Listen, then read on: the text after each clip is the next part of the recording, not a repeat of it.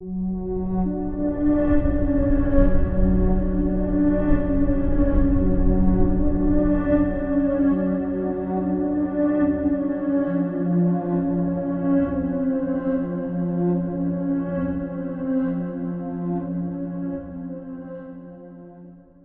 me tell you about a shift, a transformation, a change that is happening right now in corporate America. Companies are abandoning hustle culture, rethinking overwork, questioning constant availability, promoting work-life balance. This sounds progressive, yes? This sounds like compassion.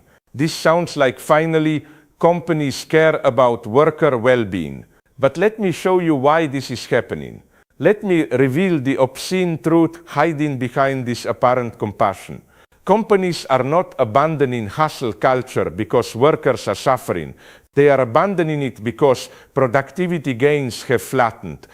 Not because 85% of workers report burnout.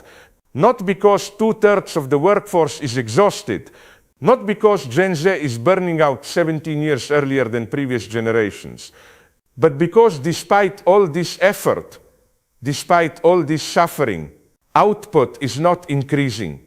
ROI is not improving. The investment in overwork is not paying off. This is crucial. This reveals everything. Not compassion driving change, but calculation, pure economic calculation. Hustle culture dies when it stops delivering profit, not when it starts delivering suffering. Suffering was always acceptable. Suffering was always expected. What is not acceptable? What cannot be tolerated? Suffering without sufficient return. Let me give you the data. Let me show you exactly what companies discovered. In 2025, productivity per employee has stagnated or declined in multiple sectors despite sustained high effort, despite long hours, despite constant availability, despite burnout. Workers are working harder than ever. More hours, more stress, more pressure. But output is flat, sometimes declining. This creates a problem. Not moral problem, not ethical problem, economic problem. The equation no longer works. Burnout was acceptable when productivity justified it, when overwork translated to profit, when suffering produced value. But when suffering no longer produces value, when burnout delivers only cost, healthcare expenses, turnover, replacement, then suddenly compassion appears, not because workers deserve compassion, but because compassion is now profitable. This is ideology in pure form, the appearance of values, the performance of care, while the underlying logic remains purely economic. And you know what makes this even more perfect, even more obscene? The language used to justify the shift. Companies say, we realized our people are our most valuable asset.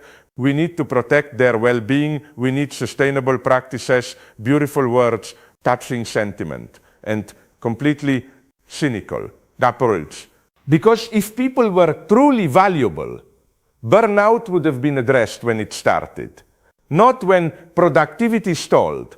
The shift would have come from care, not from calculation. But the shift came when ROI failed, when the numbers stopped working, when exploitation stopped being efficient. This reveals what workers always were, not valuable assets, not human beings deserving care, but tools, resources to be used until using them becomes unprofitable. And when using them becomes unprofitable, new strategy. Not because the old strategy was wrong morally, but because it was wrong economically. Now let me tell you about the numbers. The statistics, the evidence that proves this is calculation, not compassion. 85% of workers experiencing burnout in 2025. 85%. This is not fringe problem. This is not small percentage. This is majority. 2/3 of US workforce facing some form of burnout. Gen Z burning out 17 years earlier than the average American. Workplace stress contributing to 120,000 deaths annually in the United States. 120,000 deaths per year from workplace stress, more than car accidents, more than many diseases we consider epidemics. And what was the response for years, for decades? The response was work harder, hustle more, push through, be resilient. The deaths were acceptable, the burnout was acceptable, the suffering was price of doing business. But now, did workers suddenly become more human, more deserving of care, more valuable? No. What changed was the productivity equation. What changed was, and this is proven by which companies are shifting first. Not all companies, not randomly, but specifically companies where productivity has stalled, where output per worker is flat despite high effort. Companies where the return on hustle has disappeared. These companies discover compassion, discover sustainability, discover that workers need rest. Not because rest is right, but because exhausted workers are not productive. This is not care, this is optimization. Finding the most efficient level of exploitation, the optimal balance between effort and output. Too little pressure, workers underperform. Too much pressure, workers burn out, productivity drops. The solution? Find the sweet spot, the perfect amount of suffering that maximizes profit. And call this compassion, call this caring about people, call this valuing workers. When the truth is simpler, crueler, more honest. Workers are tools. Tools need maintenance. Overuse breaks tools. Broken tools cost money to replace. Therefore, maintain tools. Not because tools are valuable, but because replacing tools expensive. This is the logic. This is the calculation. This is what work-life balance means when companies implement it. Now let me tell you about quiet productivity, because this is the new ideology. The replacement for hustle culture, quiet productivity, mindful work, deep focus, quality over quantity, boundaries, intention, balance, beautiful concepts. Yes, progressive language. Seems like real change, but look at what quiet productivity actually means. Look at the structure hiding behind the terminology. Quiet productivity says, do not hustle visibly, do not perform busyness, do not signal effort through long hours or constant emails. Instead, be actually productive. Focus on outcomes, deliver results, but quietly, sustainably, efficiently, evaluation.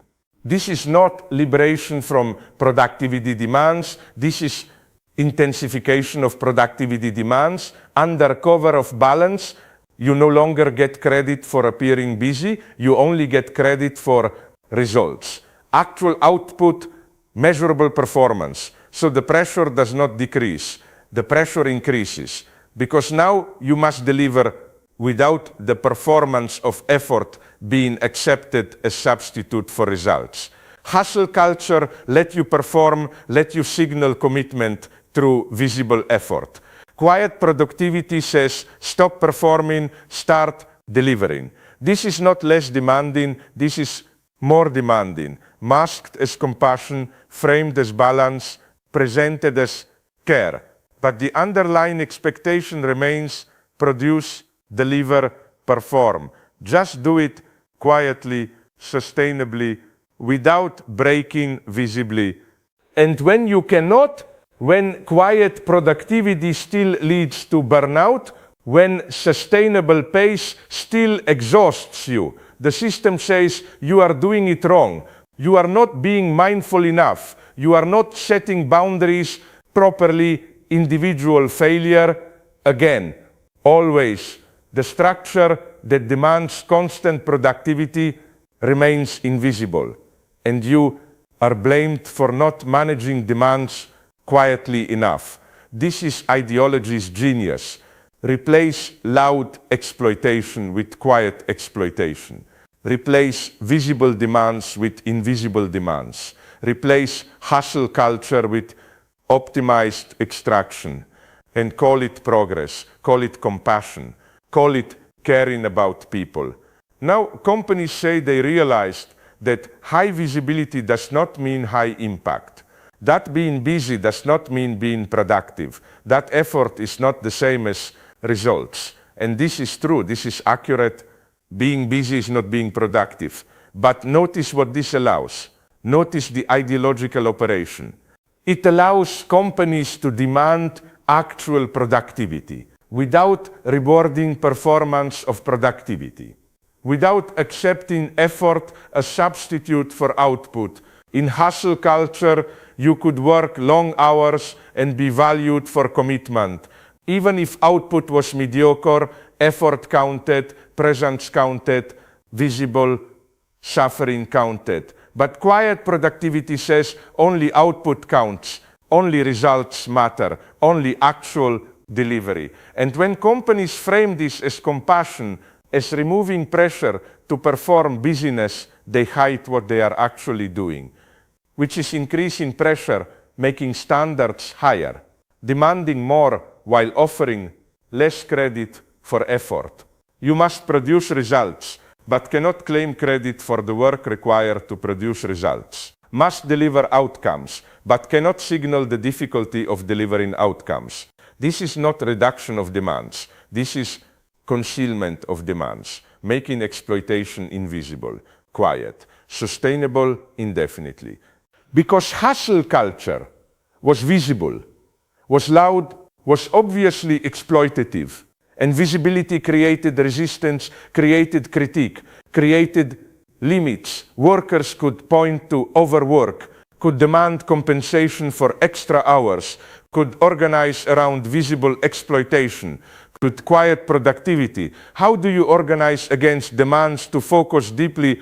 How do you resist calls for mindful work? How do you protest sustainable pace? You cannot, because the language is progressive, the framing is compassionate, the appearance is caring, while the underlying extraction continues, intensifies, optimizes, but now presented as balance rather than exploitation.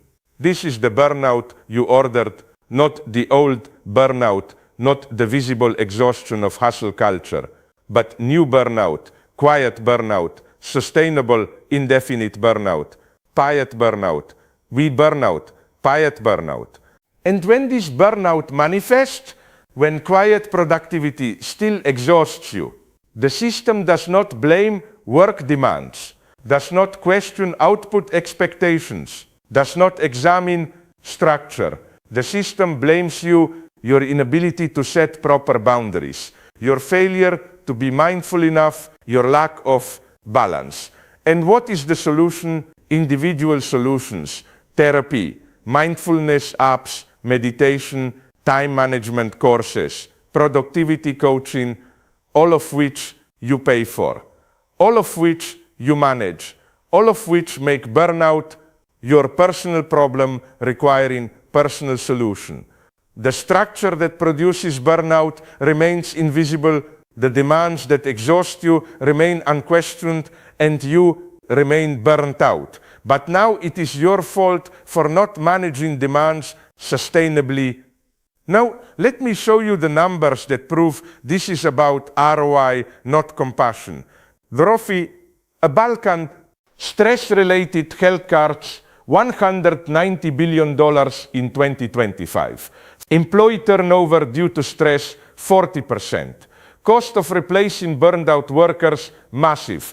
These numbers were always known, always documented, always acknowledged, but only now, only when productivity also stalls, only when ROI fails, do companies act. Why? Because healthcare costs were acceptable when offset by productivity gains. Turnover was acceptable when replacement was easy. Burnout was acceptable when it still delivered profit. But when burnout delivers only cost, when suffering produces no value, when workers burn out and productivity stalls, then action is required. Not because suffering is wrong, but because suffering without return is wasteful, inefficient, unacceptable from economic perspective. This is what the shift to quiet productivity reveals. That Not that companies suddenly care, but that hustle culture stopped working, stopped delivering, stopped justifying, stopped producing enough profit to offset the costs of burnout. And when exploitation becomes inefficient, when traditional method fails, you optimize, you innovate, you find better extraction method, not less extraction, better extraction, more sustainable, more efficient, more quiet exploitation that workers do not recognize as exploitation. Demands that appear as care, pressure that masquerades as balance. This is quiet productivity, not liberation, but optimization, making burnout sustainable by making it invisible.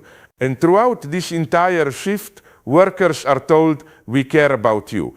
We value your well-being. We want you to thrive. But the KPIs remain. The output expectations remain. The performance metrics remain. What changes is language, framing, appearance. You are still expected to deliver. Just, quietly, mindfully, sustainably, indefinitely. Balkan. Just. When you burn out. Not if, when, because the demands have not actually decreased. The system says you did it wrong. You were not mindful enough. You did not set boundaries properly. Your individual failure, your personal inability to manage, your lack of resilience. Not the structure that demands constant productivity. Not the system that treats humans as resources. Not the logic that measures worth through output. You, always you. The structure remains invisible. The system remains blameless. And burnout remains your problem. This is ideology, pure ideology. The appearance of change, concealing continuity of exploitation. The language of care masking calculation of profit. Companies discover that hustle culture is inefficient. That visible overwork produces diminishing returns. That burnt out workers cost more than they produce. So they optimized, found better method, more sustainable extraction, quiet, efficient burnout. And present this as compassion, as progress, as caring about people. When the truth is simpler, they found better way to use you, more efficient way to extract value, more sustainable way to exploit, and call it balance, call it well-being, call it quiet productivity, call it caring. But the burnout continues, the exhaustion continues, the suffering continues. Just quietly, sustainably, indefinitely, this is the burnout you ordered. Not through explicit hustle, but through quiet productivity, through mindful work, through sustainable extraction. You ordered it by accepting the premise, by believing that productivity is purpose, by internalizing the logic that worth equals output. Worth and the system delivered gave you exactly what you ordered. Burnout. But now optimized, quiet, presented as your failure to balance, rather than system success at exploiting. This is not progress. This is adaptation. The system adapting to resistance, learning from critique, optimizing exploitation based on feedback. Hustle culture faced resistance. So hustle culture evolved, became quiet productivity, same extraction, packaging. And you believe the packaging, believe this is different, believe companies now care, believe quiet productivity is liberation. But liberation would mean freedom from productivity demands, freedom from output expectations, freedom from measuring worth through work. Quiet productivity offers none of this, offers only better exploitation, more efficient, more sustainable, more difficult to resist, because it appears as care. This is how power works, how systems adapt, how exploitation survives. Critique by incorporating critique. You are right, hustle culture is bad. So we invented quiet productivity, same demands, quieter performance, better branding. and you accept this, believe this is progress, believe this is change, when nothing fundamental has changed, only the surface, only the appearance, the burnout you order continues to be delivered, just quietly, sustainably, with better marketing, framed as balance rather than exploitation, presented as care rather than extraction. And when you burn out, when quiet productivity produces the same exhaustion as loud hustle, the system does not admit the demands are too high, does not reduce expectations, does not question structure. The system blames you for not being mindful enough, for not balancing properly, for not managing demands sustainably, and offers individual solutions. Courses, coaching, therapy, all of which you pay for. All of which individualize structural problem, all of which ensure the system never changes while you keep burning out. This is the obscene truth. Companies did not abandon hustle culture from compassion. They abandoned it from calculation because ROI failed, and they replaced it not with less demanding culture, but with more efficiently demanding culture. Quiet productivity, sustainable extraction. The burnout continues, the suffering continues, the exhaustion continues, but now it is your fault, your failure, your inability to balance, your lack of resilience. The structure remains invisible. The system remains blameless. The exploitation remains profitable. This is not progress. This is optimization. Optimizing how thoroughly companies can use you, how sustainably they can extract value, how quietly they can burn you out. Welcome to quiet productivity. Welcome to sustainable burnout. Welcome to the burnout you ordered, delivered efficiently, quietly, indefinitely. And remember, if you burn out, it is your fault. You just need to be more mindful, more balanced, more quiet. The system is fine. The demands are reasonable. The expectations are sustainable. You are just not managing them properly. This is the lie. This is the ideology. This is the burnout. You ordered and will keep ordering as long as you believe the problem is individual rather than structural. As long as you believe quiet productivity is progress rather than optimization of exploitation. As long as you believe companies care rather than simply calculating how to use you more efficiently. Let me tell you about a phrase that appeared in financial markets this year, a phrase that reveals everything. Trump always chickens out